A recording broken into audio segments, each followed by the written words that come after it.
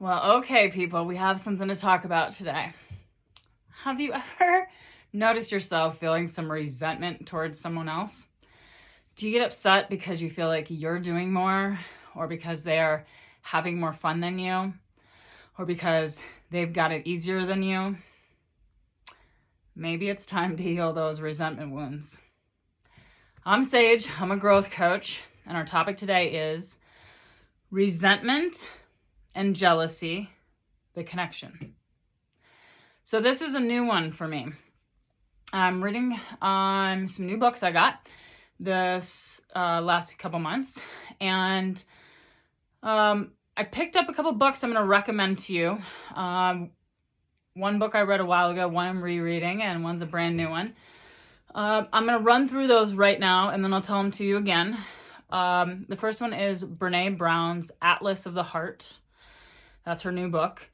The second one is Louise Hay, You Can Heal Your Life. That's an old book. I'm rereading that one. And the third one is Anita Moorjani, Dying to Be Me. I've read that one several years ago. But concepts in the three of them have really helping me learn something and grow in an area of my life. And I thought you might want to grow with me. So what have I been learning about resentment?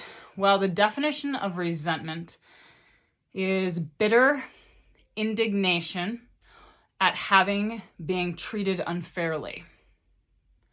Okay? And let's go to the first book I told you about, Brené Brown, Atlas of the Heart. She always thought in her past that resentment stemmed from kind of the root of anger. And she was working with another person who does a lot of research on this stuff. And he clarified for her that it actually stems from jealousy. Resentment stems from jealousy. And this was a big light bulb aha for me. I've talked about in previous videos that two very big things that I'm working on healing in my life is I have been a workaholic my whole life, and I have been a perfectionist my whole life. And so I've felt a lot of resentment because of those two diseases and programmings that I carry around, because I just feel like nobody's ever doing as much as me, and that I'm always carrying more of the work. And it is a big aha to hear that links with jealousy.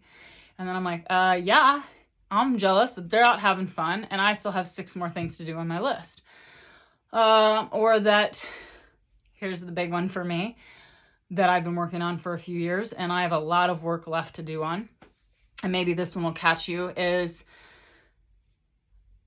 I just have always been programmed that I don't get to have fun until I do some kind of work. So if that means, do all the laundry in the house and fold it, and then I can go do something fun. Or get a big workout in and some classes, and then I can go do something fun. And I have some good people in my life that are able to just go have fun without having a prerequisite. And I feel a lot of resentment in that area because I do not know how to do that. Does that resonate with anybody? You can grow with me, right? So, the next thing I want to talk about is Louise Hay states that these 4 emotions in her book, You Can Heal Your Life, resentment, criticism, guilt, and fear, cause more physical problems than anything else. Yes, if you're new to this, harboring emotions in your body can cause disease, and healing old emotional wounds can actually heal disease. I've read and heard this in lecture after lecture after lecture of people I've followed over the years. And Hay states that from her experience, long-held resentment can manifest as cancer in your body. Okay, important concept, right?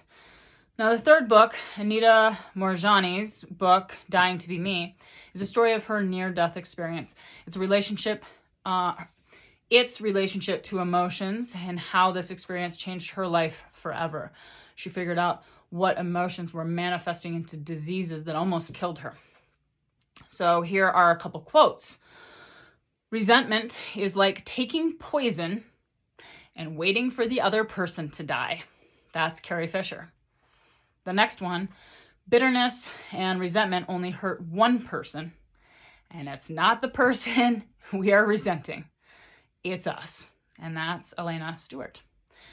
So have you ever found yourself resenting someone else in your life? And how did that work out for you? So let's talk about ways to heal from resentment. So these are some of the things that I'm practicing right now. Okay, practicing, that's how we grow. 3 ways. Number 1, self-reflect. So why is their behavior triggering you? Okay, I just explained that I've already done a bunch of that self-reflection, and it's because I am programmed to believe that you get fun as a reward to work. And that is a programming that I have to reprogram, right? So the second way to heal from resentment is remind yourself that you can only control yourself.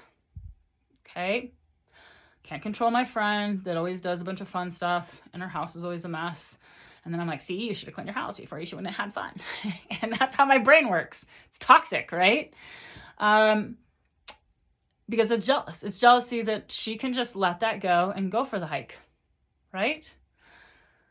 When I'm on my deathbed, I'm probably not going to be thinking about, oh gosh, I'm so glad I cleaned my house every time before I did something fun. It's not what I'm thinking about. So let's unlearn that, right? And then number 3, communicate. Is there a chance that you built this reason to resent them because you chose not to communicate? And this is another big trap.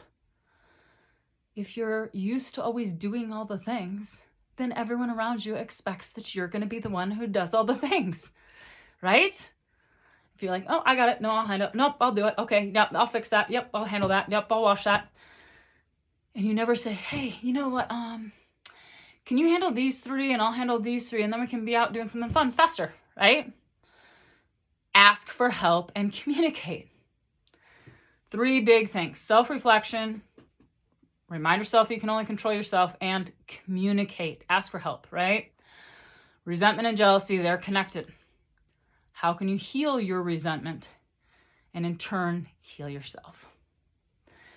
This is one of my big ones I'm working on right now. So you can comment below on how you want to work on it. We can grow together. Thanks for growing with me. Love you guys.